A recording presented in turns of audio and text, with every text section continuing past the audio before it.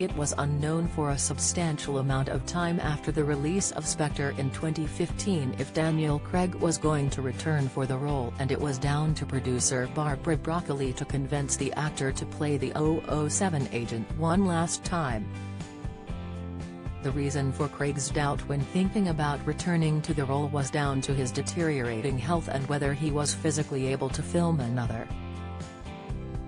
Talking to Entertainment Weekly about his future, the star said, "I finished that movie, Spectre, with a broken leg. I had to question myself, was I physically capable of doing another Bond film, or did I want to do another one? Because that phone call to your wife saying I've broken my leg is not pleasant." The actor even went as far to say that he would rather slash his wrists than return as the Ian Fleming protagonist. "I've hurt myself on every single Bond movie since I started," Craig added. "It's just par for the course.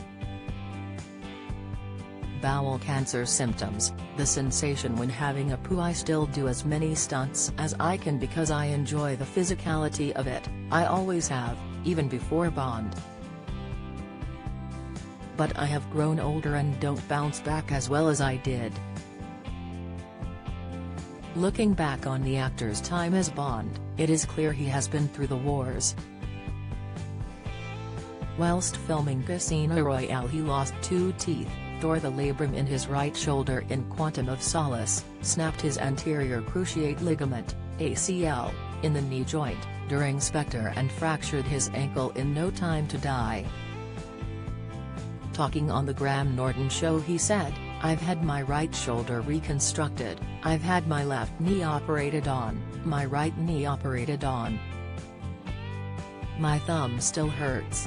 Therefore it comes as no surprise that the 53-year-old is hanging up his 007 jacket with No Time to Die being his last James Bond adventure." Fatty liver disease, signs when you go to the toilet that need urgent attention, insight vitamin C, 7 signs you have had too much, tips Anne Robinson Health, 6 weeks to live, latest, the injuries suffered by the actor over the years can be extremely serious. The shoulder labrum is a piece of soft cartilage in the socket-shaped joint in your shoulder bone. It cups the ball-shaped joint at the top of your upper arm bone.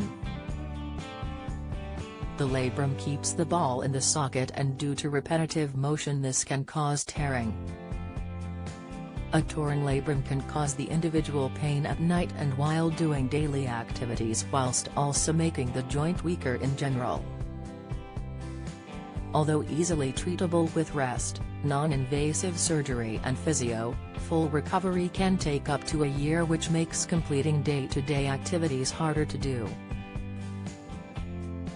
ACL injuries most often occur when playing sports or activities that involve sudden stops and changes in direction. It is one of the strongest bands of tissue that help connect your thigh bone to your shin bone, and when injured individuals may hear a popping sensation. Soon swelling and pain will follow, with some individuals not being able to bear their body weight. Those with ACL injuries have a higher risk of developing osteoarthritis in their knee. Even after reconstructive surgery on the ligament, it is highly likely that you will suffer from arthritis. This can then lead to longer-term symptoms such as muscle wasting, limited movement range, joint tenderness and increased pain and stiffness when you have not moved joints for a while. A broken leg and/or fractured ankle is another serious condition which can lead to bones poking out of the skin if severe enough. The NHS states that when suffering from a broken leg, the shock and the pain can cause you to feel pain, dizzy or sick. Recovery from a minor fracture can take around 6 to 8 weeks, where for more severe fractures it can take between 3 to 6 months. Although many people heal with no complications, there is a risk of long-term damage around the fracture, loss of movement, feeling or muscle mass and bone infection.